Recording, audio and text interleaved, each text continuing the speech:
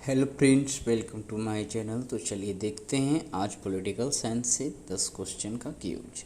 तो आज का टॉपिक है वित्त आयोग और संघ लोक सेवा आयोग।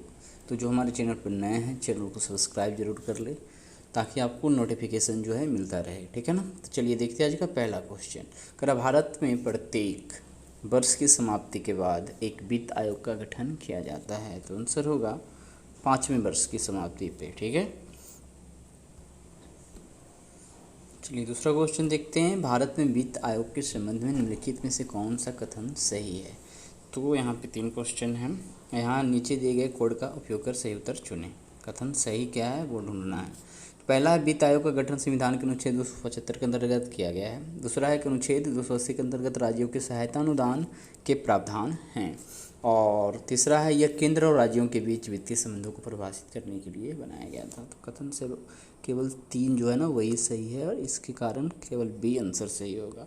अब है क्या 280 के अंतर्गत वित्त आयोग का गठन किया जाता है और राज्यों को सहायता अनुदान देना होता है। तो 275 के अंतर्गत बस रिवर्स कर दीजिए अनुच्छेद को, बाकी दोनों कथन सही हो जाएंगे। तो केवल बी सही हो जाएगा। आगे देखते हैं। कर पंचायतों की वित्तीय व्यवस्था का मूल्यांकन करने के लिए वित्त आयोग के गठन का प्राधिकार किसको प्राप्त है। 4 ऑप्शन पढ़ेंगे। राज्य के मुख्यमंत्री, विधानसभा के अध्यक्ष, भारत के राष्ट्रपति या राज्य के राज्यपाल। तो पंचायतों की वित्तीय व्यवस्था का मूल्यांकन करने के लिए वित्त आयोग के गठन का प्राधिकार राज्य के राज्यपाल को होता है। ऑप्शन डी करेक्ट हो जाएगा। आगे देखते हैं। भारत के पहले वित्त आयोग की स्थापना किस वर्ष की गई थी। तो ऑप्शन डी, ठीक है, ऑप्शन डी 1951 में। ठीक है, भारत के पहले वित्त आयोग की स्थापना किस वर्ष में की गई थी। तो ऑप्शन डी 1951 में। निम्नलिखित में से कौन केंद्र राज्य वित्तीय संबंध निर्धारित करता है। वित्त मंत्रालय, राष्ट्रीय विकास परिषद, योजना आयोग, वित्त आयोग।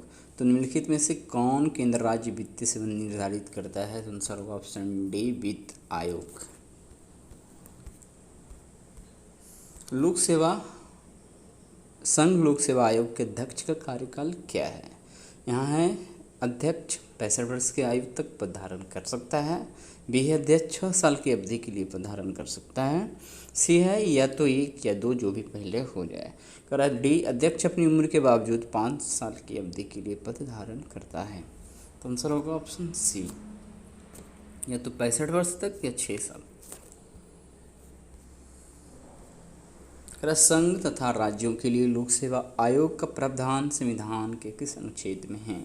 तो आंसर होगा ऑप्शन बी, अनुच्छेद 315। अगला देखते हैं। निम्नलिखित में से कौन सी संघ लोक सेवा आयोग की भूमिका है। संविधान यूपीएससी को भारत में योग्यता प्रणाली का प्रहरी मानता है। तो ये कथन सही है। संविधान जो है यूपीएससी को भारत में योग्यता प्रणाली का प्रहरी मानता है।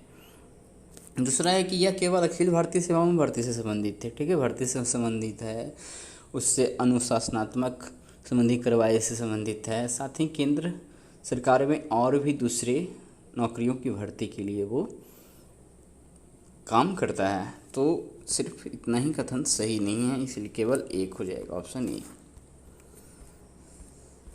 क्या संघ लोक सेवा आयोग के वर्तमान अध्यक्ष कौन हैं। तो ऑप्शन सी मनोज सिन्हा। निम्नलिखित में से किस अधिकारी की पदच्युति प्रक्रिया में संसद की कोई भूमिका नहीं होती है। उच्च न्यायालय के न्यायाधीश, सर्वोच्च न्यायालय के न्यायाधीश, संघ लोक सेवा आयोग के अध्यक्ष, भारत के नियंत्रक और महालेखा परीक्षक। तो ध्यान देना है, निम्नलिखित में किस अधिकारी की पदच्युति प्रक्रिया में संसद की कोई भूमिका नहीं होती है। तो हो जाएगा आंसर संघ लोक सेवा आयोग के अध्यक्ष को राष्ट्रपति हटाता है। ठीक है, बाकी को संसद के नियम के अनुसार हटाया जाता है। तो यहाँ पे यही हो जाएगा। संसद की प्रक्रिया जो है संघ लोक सेवा आयोग के अध्यक्ष को हटाने में यूज नहीं किया जाता है। तो हो जाएगा आंसर केवल 3, ऑप्शन डी। ठीक है, तो आज हमने 10 क्वेश्चन देख लिया पॉलिटिकल साइंस से। तो अगले दिन मिलते हैं ज्योग्राफी के क्वेश्चन के साथ। तब तक हमारे चैनल पर बने रहे, वीडियो देखते रहें। धन्यवाद।